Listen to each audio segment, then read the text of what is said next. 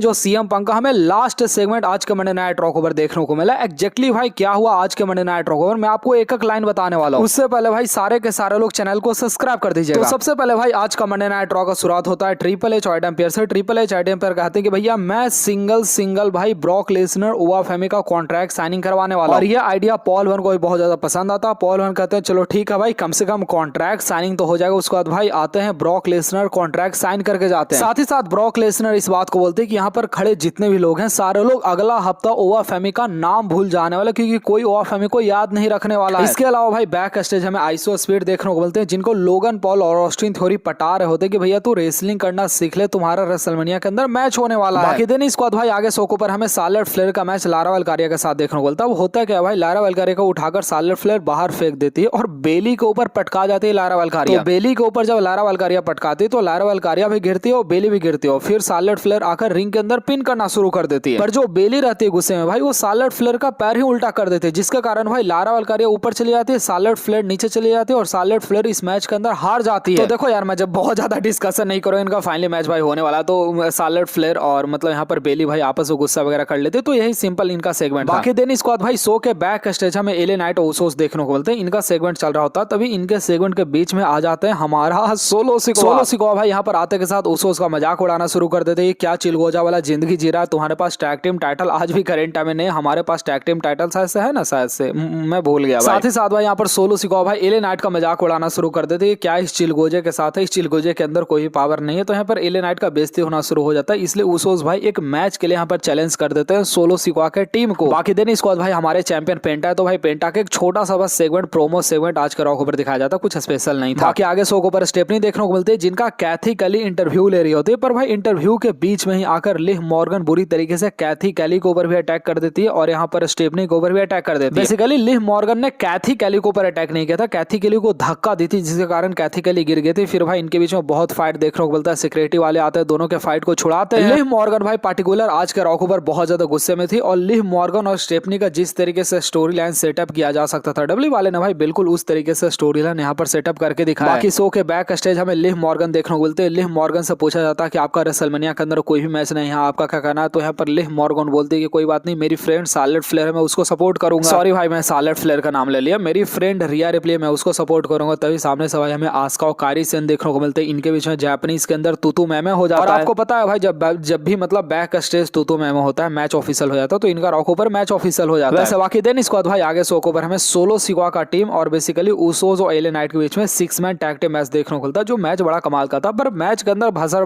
मचना शुरू हो जाता है। सोलो सिकोआ जैसे देखते हैं भाई मैच के अंदर हमारा टीम हार रहा है, भाई सोलो सिकोआ जाकर पटकना शुरू कर देते हैं, जेउसो सोलो सिकोआ के ऊपर जंप करते हैं, सोलो सिकोआ भाई जेउसो को उठाकर पटकना शुरू कर देते हैं। मतलब सोलो सिकोआ भाई यहाँ पर फुल फॉर्म में चल रहे थे, तभी सामने से हमें टामा टोंगा देखने को मिलता है। और अगर आपको नहीं पता तो भाई सोलो सिकोआ ने ऑलरेडी टामा टोंगा को बोल दिया भैया हमसे तुम दूर रह, क्योंकि भाई ऑलरेडी लंटेन वगैरह सारा चीज टामा टोंगा ने वापस कर दिया। सोलो सिकोआ टामा टोंगा को देखते रहते, उसके कारण मैच के अंदर डिस्ट्रैक्शन होता है, तभी टांगा लोआ को मैच के अंदर भाई पिन कर दिया जाता है एले नाइट के द्वारा। इस मैच के अंदर भाई उसोस विन कर जाते हैं। तो पता नहीं भाई इनका अजीब सा स्टोरी लाइन चल रहा है, मैं ज्यादा बोलूंगा तो भाई ऑडियंस मुझे गाली देना शुरू कर देते हैं, पर मेरे को अजीब लग रहा है भाई इनका पूरा स्टोरी लाइन। ऐसे बाकी दिन इसके बाद भाई आगे शो पर में गुंथर देखने को मिलते हैं। गुंथर भाई आते हैं, पर जैसे ही माइक ऊपर कुछ बोलने की कोशिश करते हैं, पीछे से आते हैं सेथ रॉलिंस, बुरी तरीके से गुंथर को ऊपर अटैक कर देते हैं। सेथ रॉलिंस भाई सबसे पहले गुंथर को ऊपर बुरी तरीके से अटैक करते हैं। गुंथर को नहीं पता था अटैक कहां से हुआ, तो गुंथर वहां से भाग खड़े होते हैं। फिर गुंथर को भाई सेथ रॉलिंस यहाँ पर रोकते हैं। सेथ रॉलिंस यहाँ पर माइक उठाते हैं और सेथ रॉलिंस बोलते हैं कि तू सिर्फ एक चीज बता, तू क्यों मेरे साथ रेसलमेनिया के अंदर मैच रेसल करना चाहता है। तो गुंथर भाई आकर फिर उसका जवाब देते हैं। गुंथर भाई उसके बाद वहां पर डरते नहीं, प्रॉपर तरीके से माइक लेते हैं, रिंग के अंदर आते हैं, आकर बोलते हैं कि सेथ रॉलिंस तुम्हें लगता है तुम डब्ल्यूडब्ल्यूई कंपनी के सबसे बेस्ट सुपरस्टार हो, पर एक्चुअली में तुम बेस्ट नहीं हो, मैं हूँ बेस्ट हूँ, मतलब मैं बेस्ट हूँ, इसलिए मुझे तुम्हारे साथ मैच रेसल करना था, मुझे खुद को प्रूफ करना था। फिर उसके बाद भाई एक बार फिर से सेथ रॉलिंस और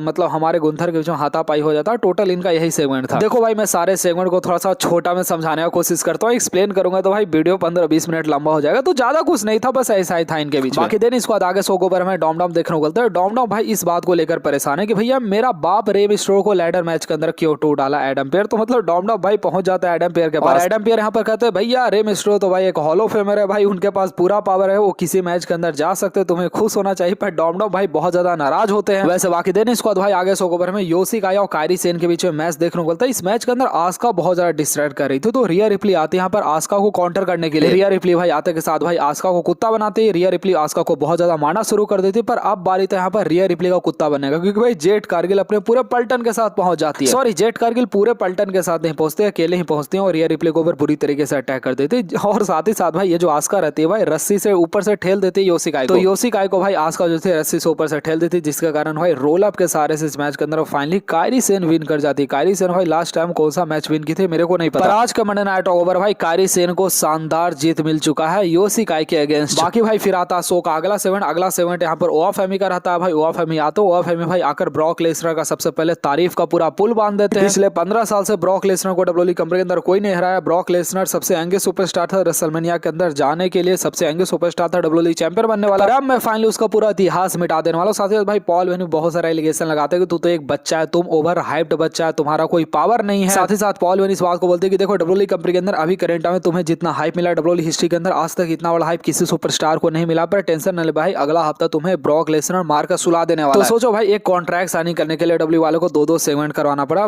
फिलहाल भाई ओआ फेमी भी यहाँ पर कॉन्ट्रैक्ट साइनिंग कर लेते हो, इनके बीच में मैच वगैरह ऑफिशियल हो चुका है। डब्ल्यू वाले भाई सिर्फ यहाँ पर ड्रामा ही कर रही थी मेरे ख्याल से। अब भाई बाकी दिन इसको आगे शो को हमें रूसेफ देखने को मिलता है।